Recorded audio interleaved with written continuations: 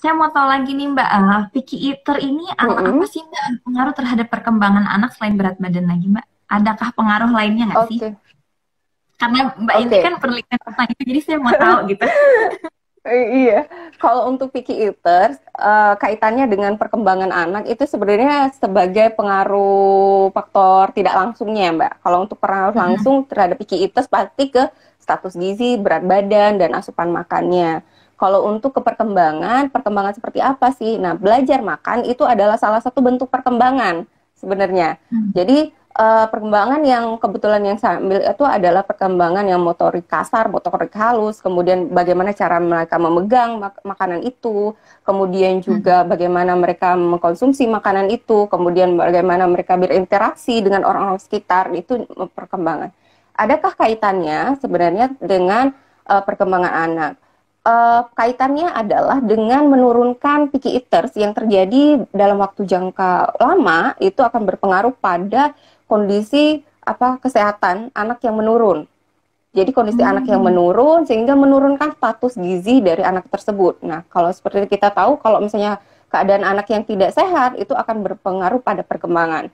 Dan nah ini prosesnya memang tidak langsung ya, langsung picky eaters langsung berkembang enggak. Pasti butuh waktu dalam waktu untuk melihat bahwa perkembangan itu dia kondisinya normal atau tidak. Nah, perkembangan yang dikatakan normal itu kan itu tergantung pada usianya. Jadi kalau kita ngomong usia 0 sampai 3 bulan dia harus A, B, C, D. Dan kemudian usia 6 sampai 9 bulan harus A, B, C, D. Nah, ketika misalnya ada salah satu poin yang dia tidak bisa memenuhi, itu pasti ada gangguan perkembangan di salah satu bentuk. Misalnya pada usia 0 sampai 3 bulan atau 6 sampai 9 bulan dia harus seorang anak harus bisa mengambil benda kecil. Nah, benda kecil. Apakah anak picky eaters yang mengalami picky eaters itu bisa tidak mengambil benda kecil? Karena pada kondisi yang picky eatersnya baru itu sebenarnya tidak terlihat.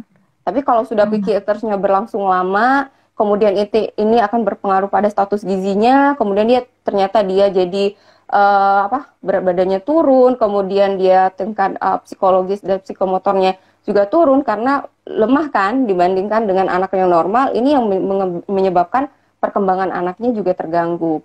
Tapi perkembangan kalau untuk mami-mami yang misalnya sering ikut anaknya posyandu, pasti kan sering nih untuk perkembangan biasanya ada stand sendiri nih yang ngurusin perkembangan. Itu ada DDST ya Mbak ya. Ini Hmm. itu deteksi dini tumbuh kembang anak gitu. Nanti teman-teman, ibu-ibu, misalnya mami-mami tadi mau tahu nih perkembangan anak saya sudah sejauh mana, apa sih sesuai dengan kondisi anak saya, itu juga bisa gitu. Karena memang pengaruh antara picky dan itu memang nggak langsung gitu, tapi ada beberapa tahapan, dia harus menurunkan berat badannya dulu, kemudian dalam kondisi yang tidak sehat itu, mereka perkembangannya juga akan terganggu. Nah, perkembangan ini kan juga bukan hanya satu poin saja yang dilihat, tapi ada perkembangan motorik kasar, motorik halus, sosial, dan bicara gitu. Nah, ini kita lihat secara keseluruhan dia bagaimana yang bermasalahnya. Apakah misalnya dia anak picky tapi dia masalahnya di ke sosial kemandirian. Jadi dia merasa tidak nyaman ketika misalnya dia makan pada kondisi sendiri. Dia harus beramai-ramai gitu kan. Ada temennya yang makan, Hmm. baru dia kondisi makannya menyenangkan gitu. Jadi kondisi seperti ini bisa dilihat dulu gitu. Jadi jangan langsung bahwa anak saya yang susah makan, anak saya berarti perkembangannya nggak bagus. Enggak juga. Karena anak pikir juga Hmm. masih banyak kok perkembangannya juga bagus gitu. Ini tergantung pada Hmm. situasi anak. Tapi yang paling paling besar kaitannya adalah ketika picky eatersnya itu berlangsung lebih dari 3 bulan dan ini tidak ditangani. Jadi akan berefek pada penurunan status gizinya. Kemudian hal ini yang status gizi turun, otomatis penyakit infeksi juga cepat datang dan ini akan menurunkan atau metabolisme yang ada di tubuhnya sehingga perkembangannya juga akan berdampak di sini. Oke, oke, baik, Mbak. Mm-mm. Oke nih, nah berarti kalau misalkan pada anak usia lebih dari 3 bulan, memang sebaiknya harus dikonsultasikan pada dokter spesialis.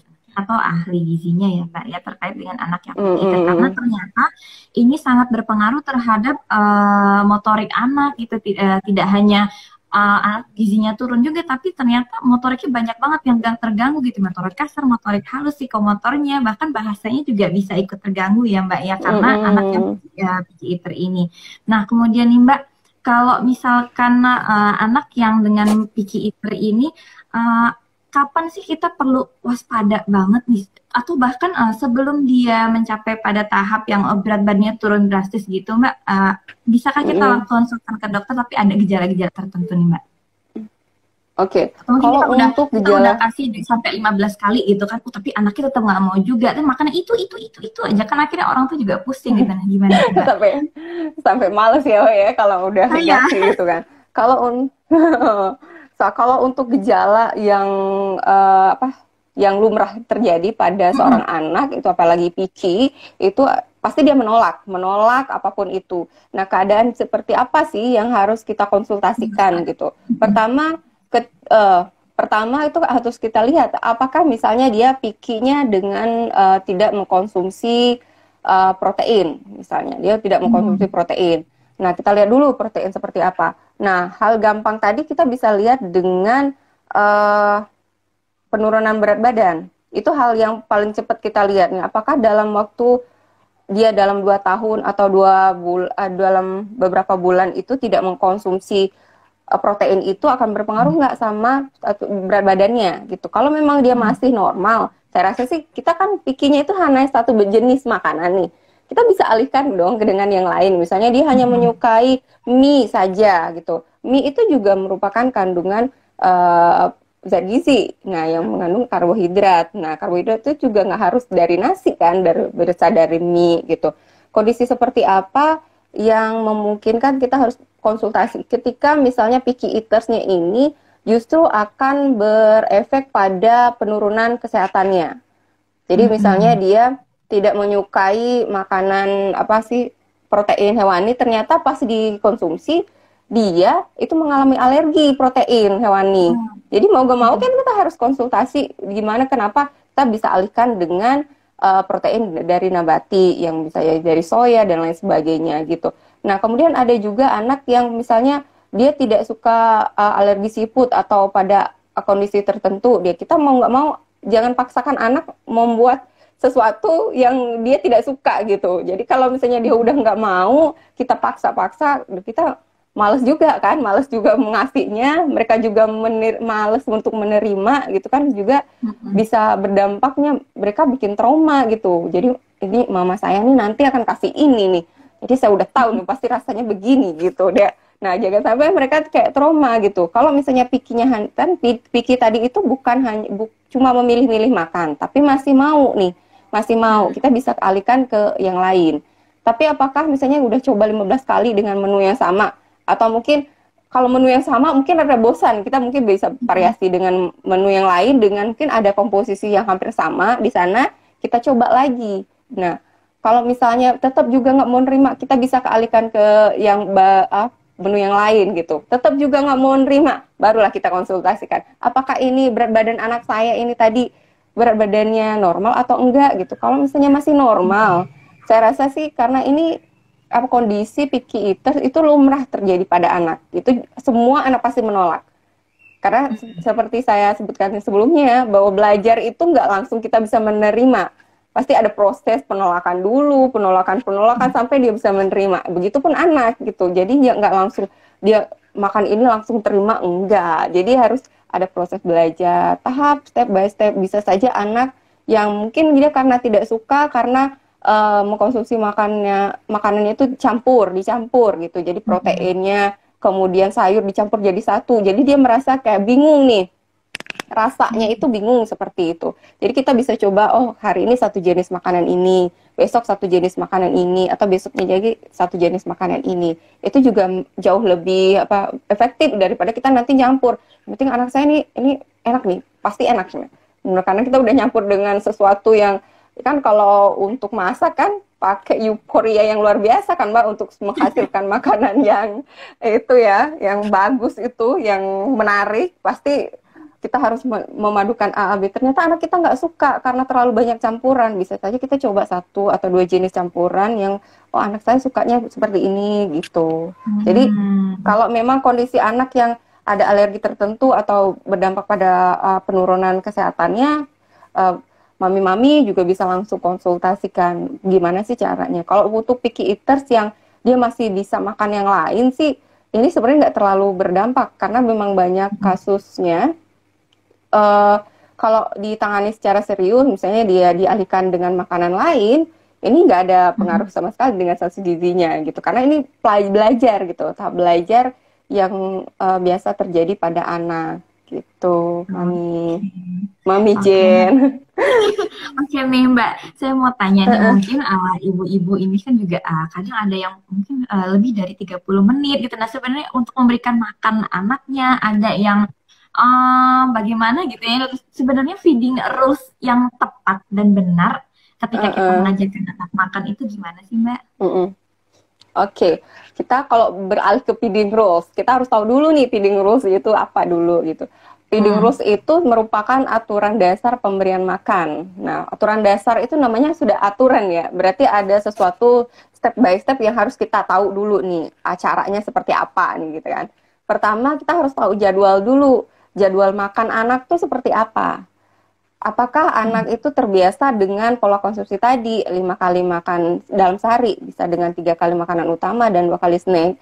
Kemudian, apakah dengan makanan dilakukan lebih dari 30 menit atau 20 menit atau kurang dari 30 menit gitu. Jadi, jadwal kan makan pada anak gitu. Kemudian, lingkungan. Feeding rules itu berkaitan juga dengan lingkungan. Lingkungan yang menyenangkan akan membuat seorang anak itu akan lebih menyenangkan untuk makan.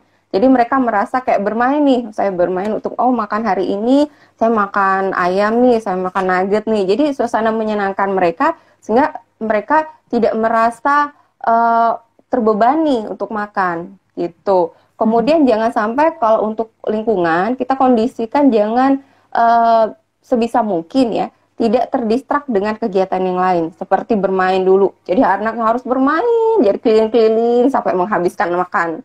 Kemudian nonton TV, sudah selesai, makanannya belum jadi, ataupun makanannya belum selesai, ini kan udah berkali-kali diulang tuh sinetronnya, ya. Atau kalau anak-anak kan main kartun ya kayaknya ya.